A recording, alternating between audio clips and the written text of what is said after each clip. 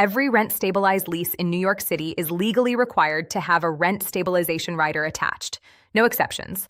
The rider discloses the apartment's regulatory status, the legal regulated rent, any preferential rent being charged, the prior tenant's rent, the basis for any vacancy or other allowable increases, and the tenant's rights under the Rent Stabilization Code. Executing a stabilized lease without a proper rider isn't just a paperwork gap. It's a serious regulatory violation that DHCR can use against you in overcharge proceedings.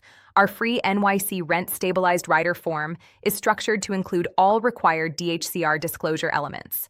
It covers the apartment's registration status, the legal regulated rent as filed with DHCR, any preferential rent and its basis, the prior lease rent and all applicable increases, the rent guidelines board order used, and a comprehensive statement of tenant rights under the Rent Stabilization Law. Every section exists because DHCR requires it and tenants are entitled to it.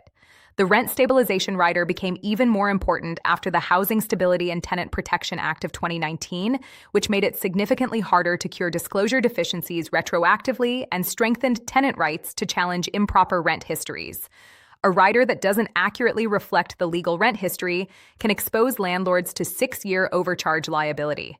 Getting this document right at lease execution is far cheaper than defending an overcharge complaint years later. Complete the rider fully and accurately, attach it to every rent-stabilized lease you execute, and keep a signed copy in your tenant file. For market-rate units in your building, screen applicants thoroughly first at tenantscreeningbackgroundcheck.com. FCRA-compliant reports delivered same day without a monthly subscription.